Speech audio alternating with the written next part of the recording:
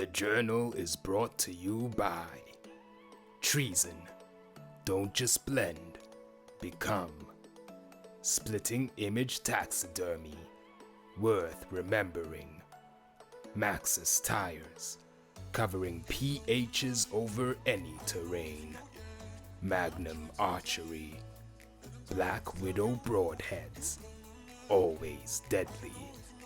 Carbon core arrows, 100% premium carbon. pH Toolbox, helping you make your own adventure. It's a good sound to hear when you sit down after a hell of a long week and you hear that first beer crack on a Sunday afternoon. It's wonderful to have. Welcome, guys. Welcome to the next installment of the Journal podcast. I'm your host, Dylan Lav from PH Journals. Sorry, the environments change on a daily basis if you are watching this on YouTube. It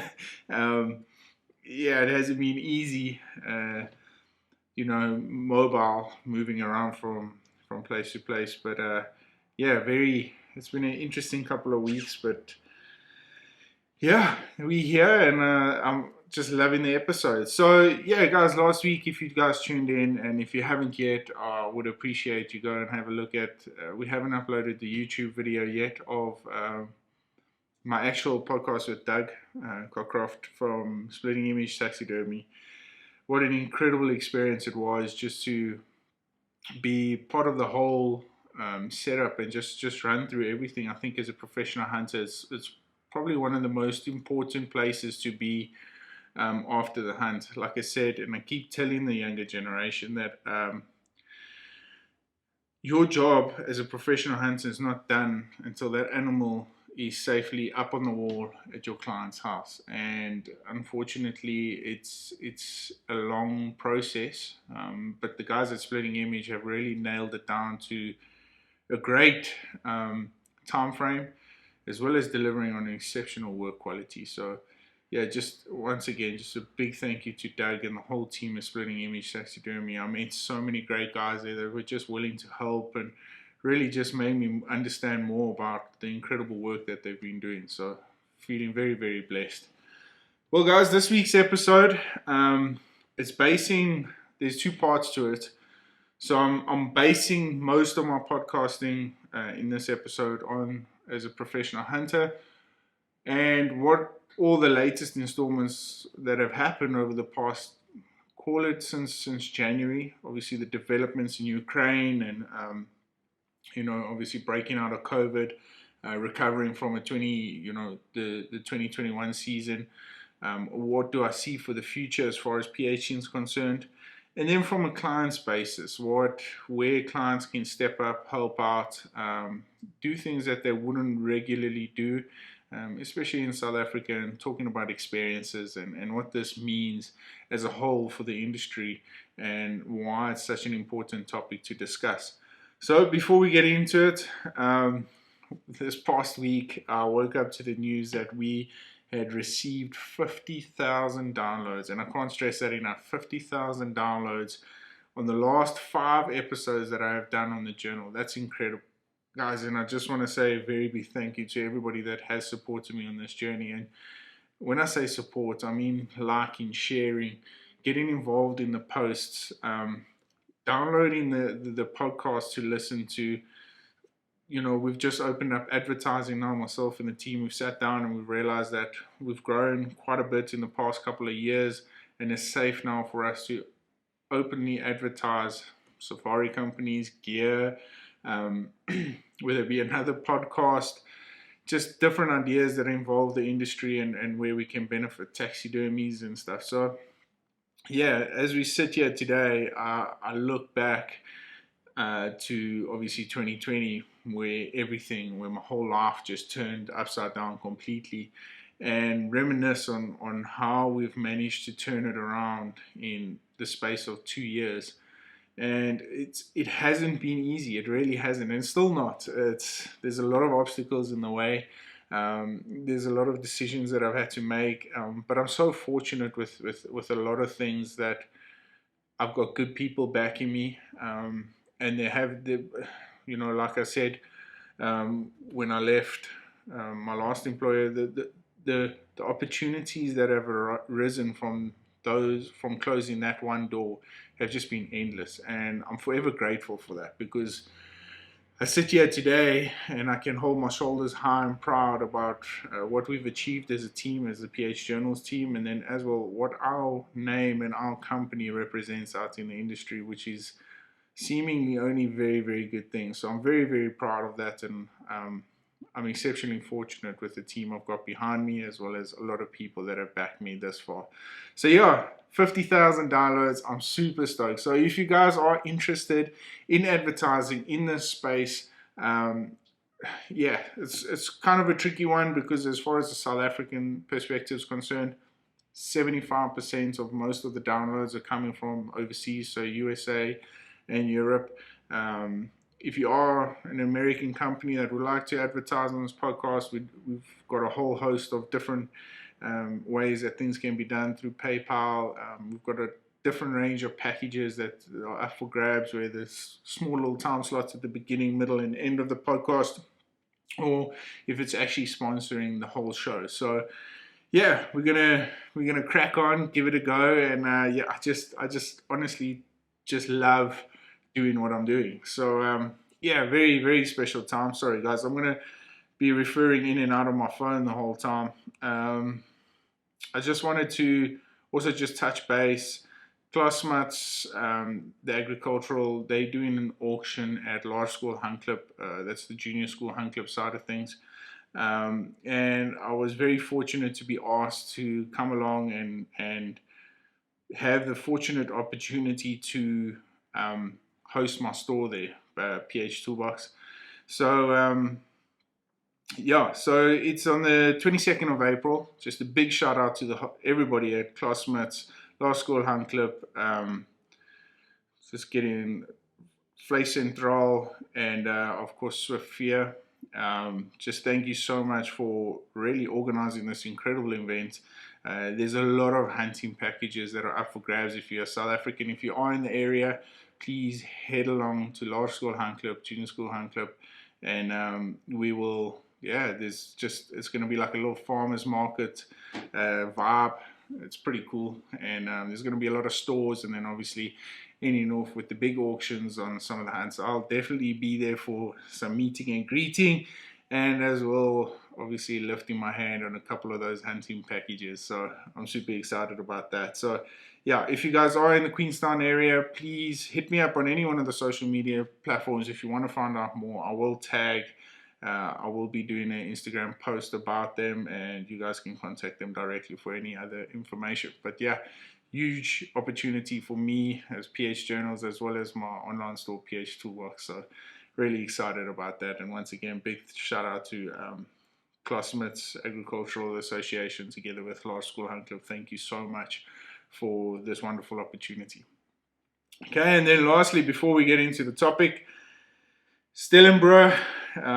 This is the drink that I'll be drinking today. There's no association as of yet. We have contacted them, so I'm pretty excited about this one. But the reason why I'm mentioning this is this ties into the podcast today as far as experience is concerned. This is a craft beer, 0 sugar, 0 carbohydrates, if I believe, which is pretty cool. Nice light beer to drink out in the bush around the campfire. Often guys come back for lunch before they have their afternoon naps and are wanting a really, really light beer. This is beautiful. Very, very light. Doesn't give you that bloated feel.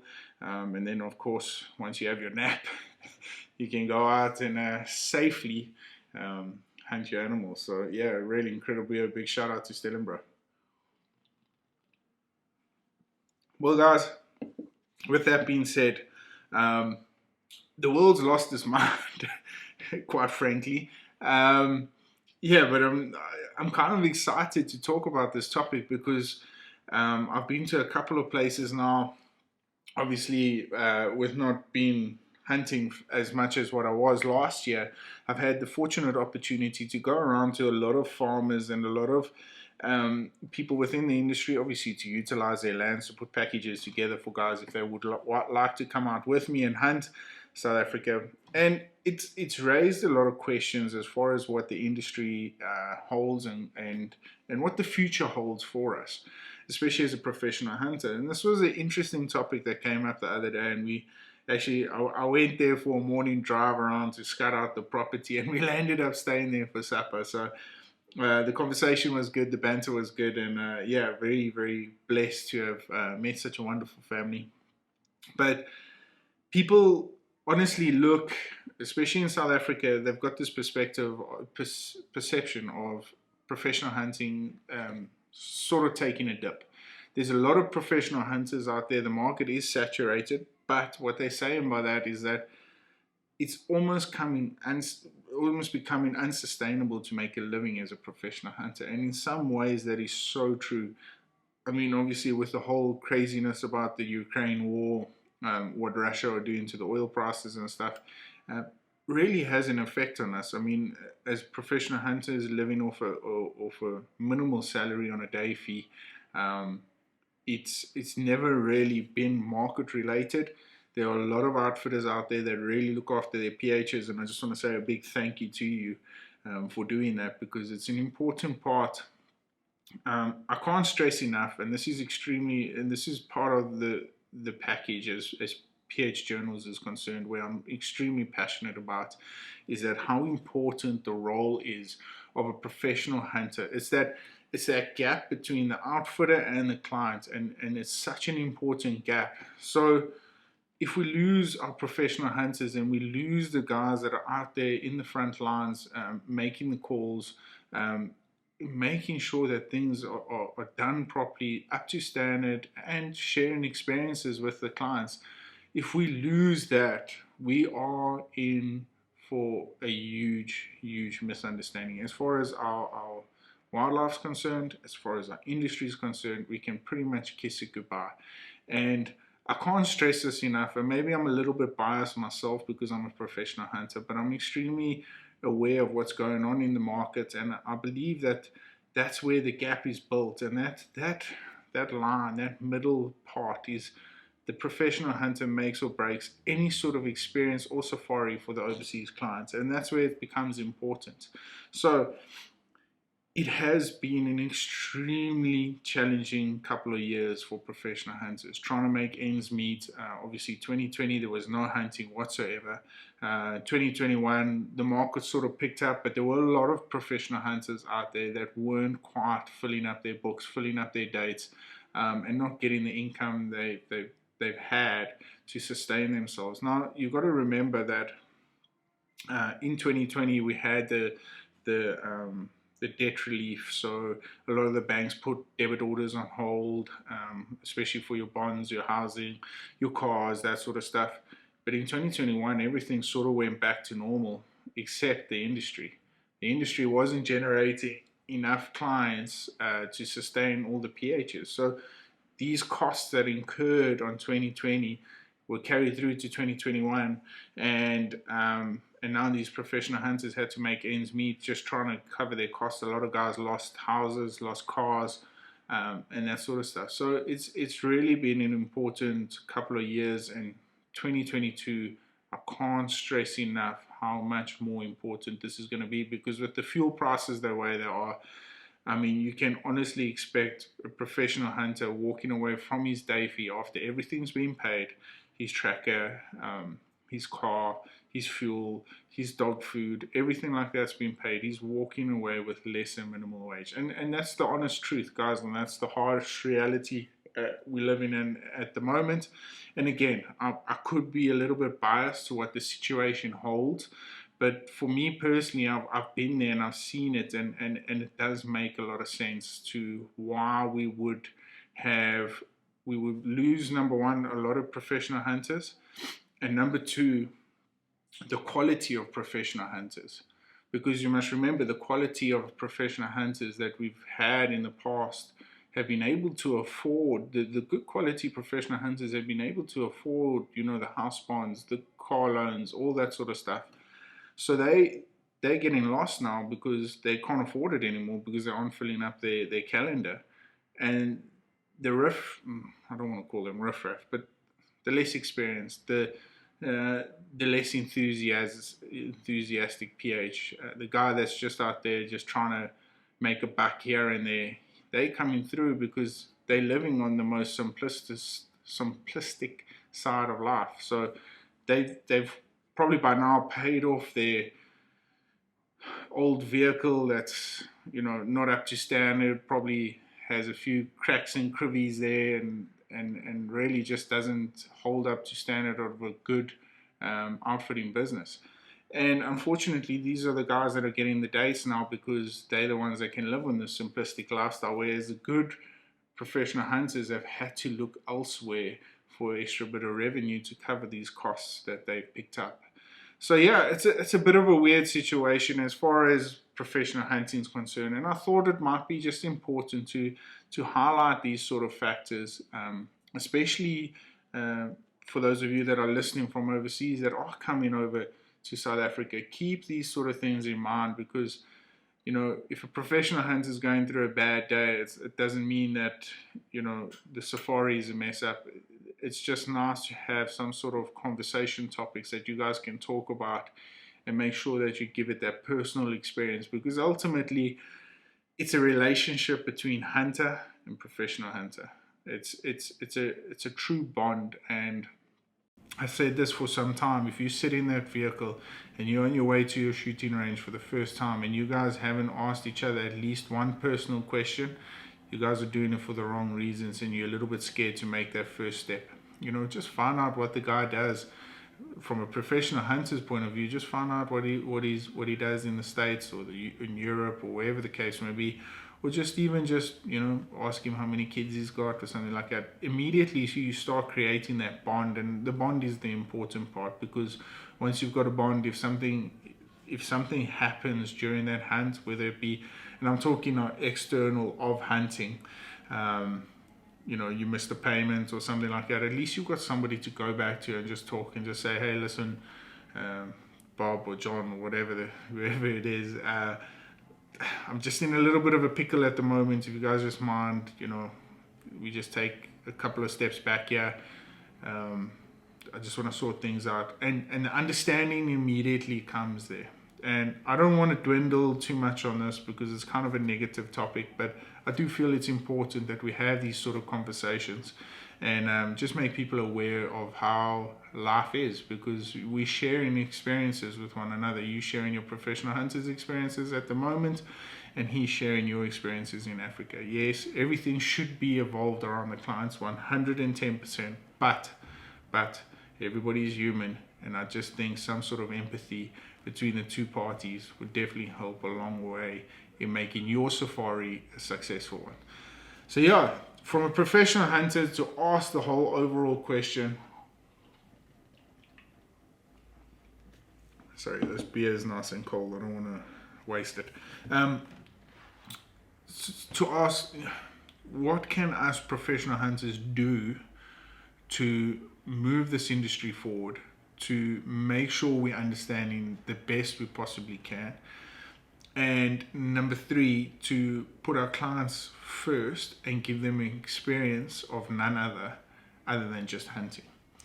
And I want to touch on the third topic, and it's important to understand that clients nowadays, the overall picture of South Africa, I've actually just seen on social media showing some of the guys that I've met and known, really good guys. They went down to Cape Town and unfortunately one of them had their phone stolen.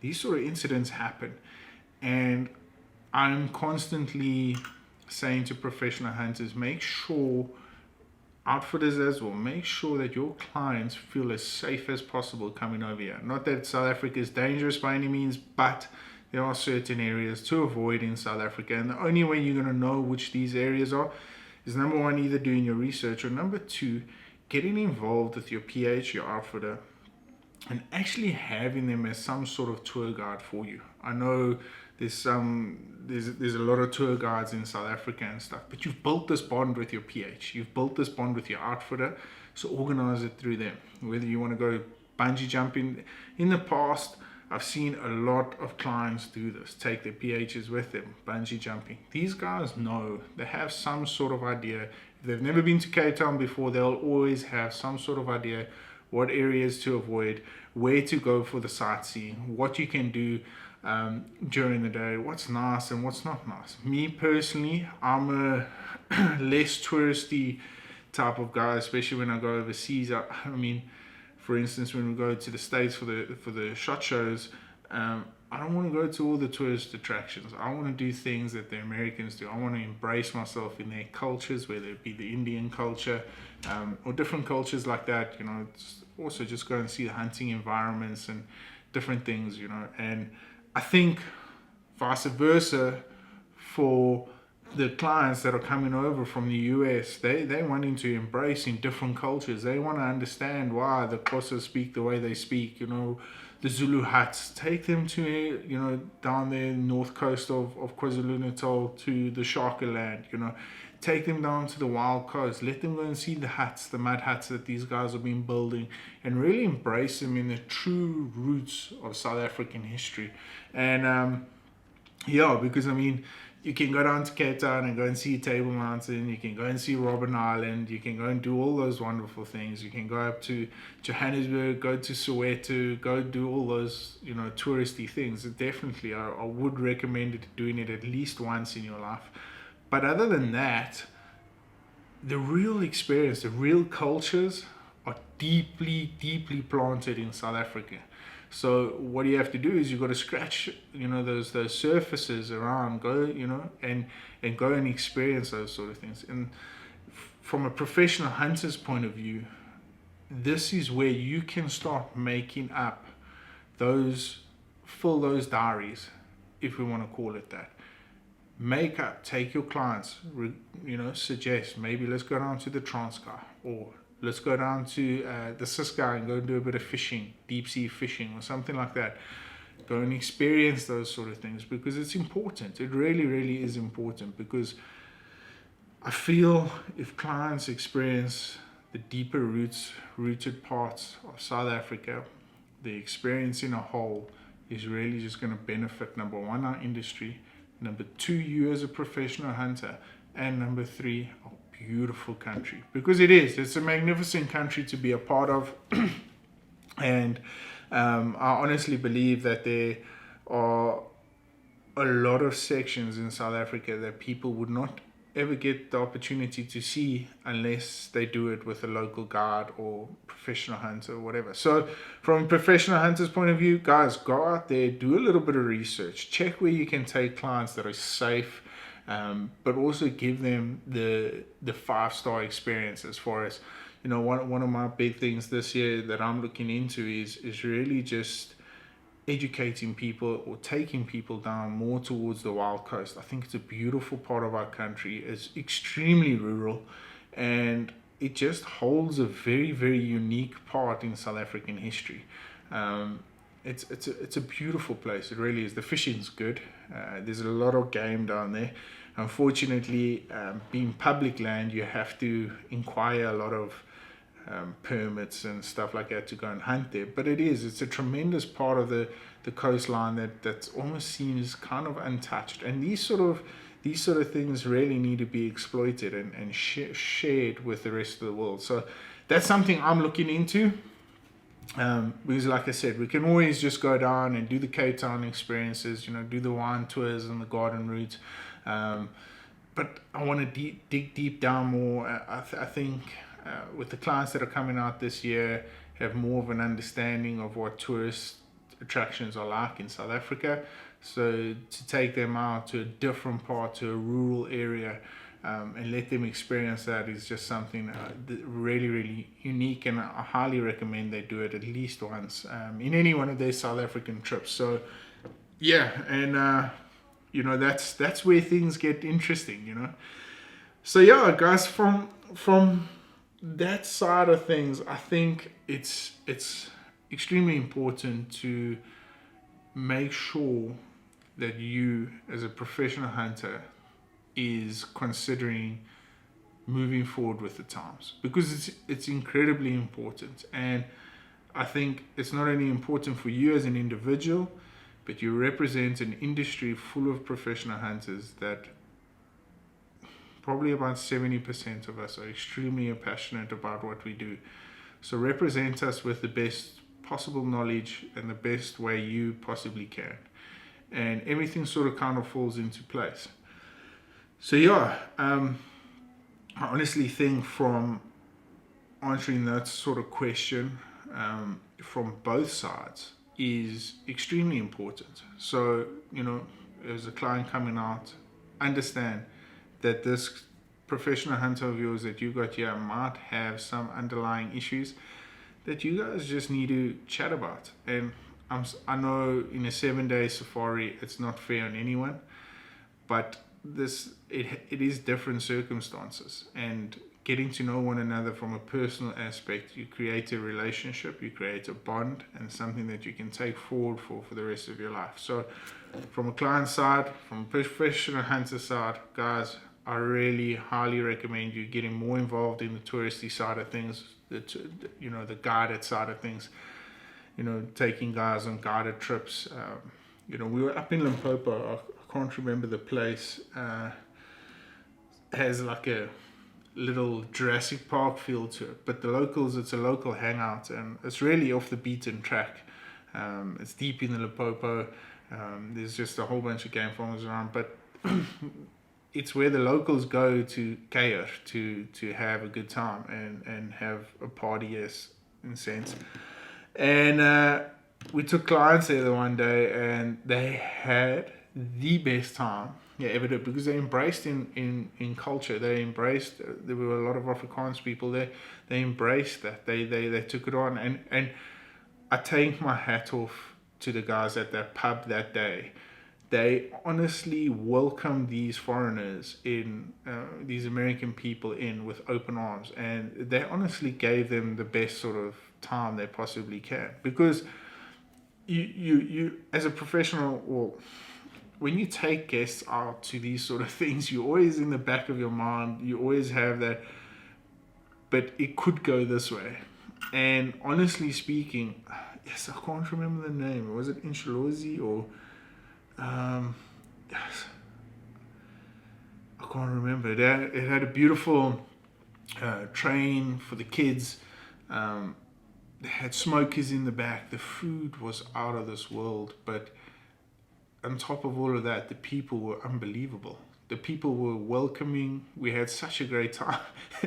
We actually went there for lunch, and we were hunting. I can't remember what we were hunting. I think we were hunting like civets or serval, brown hyena that day, and we were meant to be at the bait site probably at about 6 o'clock that night, and we actually just gave it a skip because we were having such a great time there. And when the clients left that place, I'll never forget the wife saying to me that she honestly wishes she had more experiences like that, embracing in different people's cultures and hoping that, and gave her a better understanding of the perspective of us South Africans, which was, number one, a really proud moment for me, because these guys had welcomed these people in with open arms, buying them drinks, and just really just sharing the full experience, what it means to be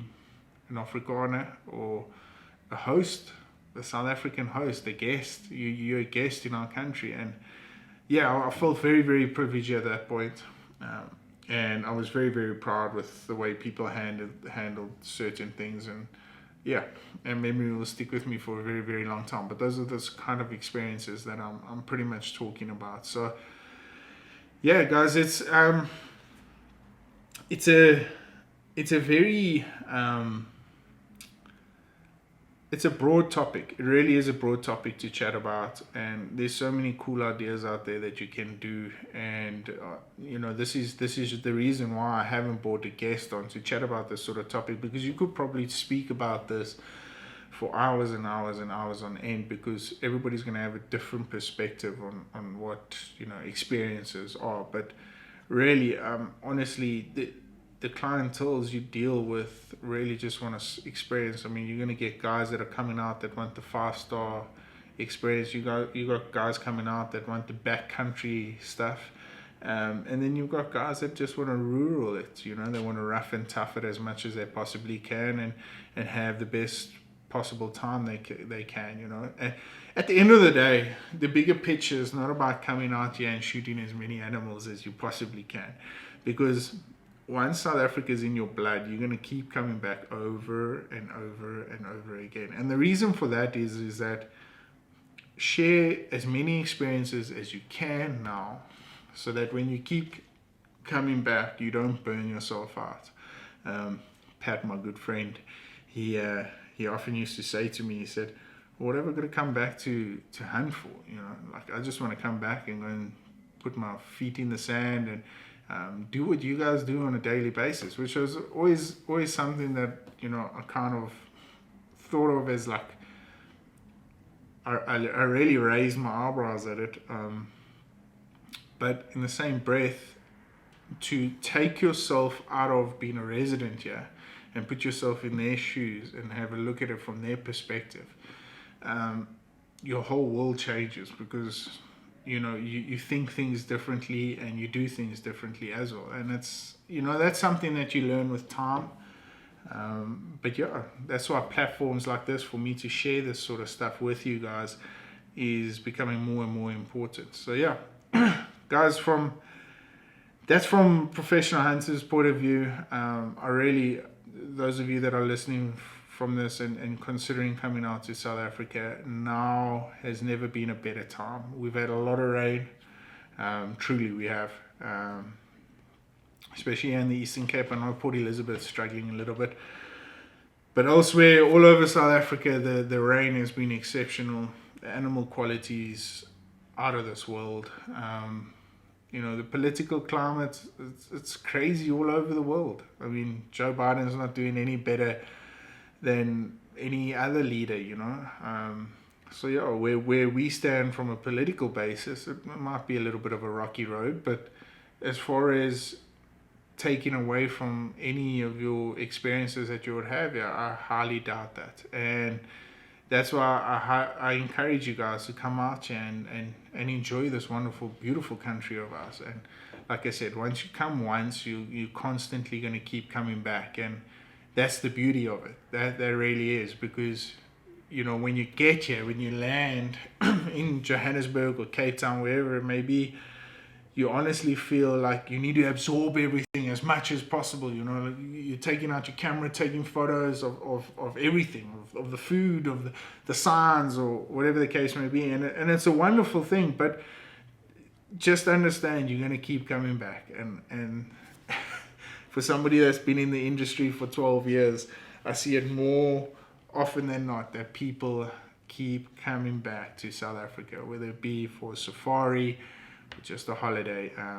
It really is. It's a very, very special place to be a part of. So yeah, that's where we stand. The Ukraine, I was actually asked the other day by a British guy. The Ukraine wars had absolutely no effect on us. As far as the travel arrangements are concerned, I think everything's pretty much basic. It's still the same. There's not too much effect this side as of yet, which is a great thing.